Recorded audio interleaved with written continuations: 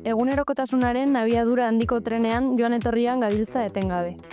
Begirada leihotik bestaldera eraman eta ziztu bizian pasatzen dira ibaiak, lantegiak, ardiak, etxeak, pertsonak.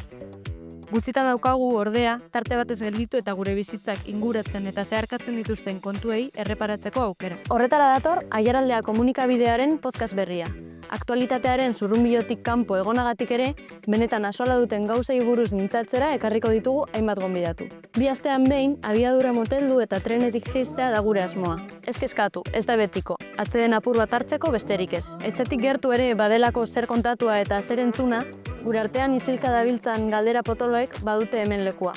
Linea honek helmugarik duen ez dakigu oraindik, baina hauxe da hurrengo geltokia. Igoko alzara trenera!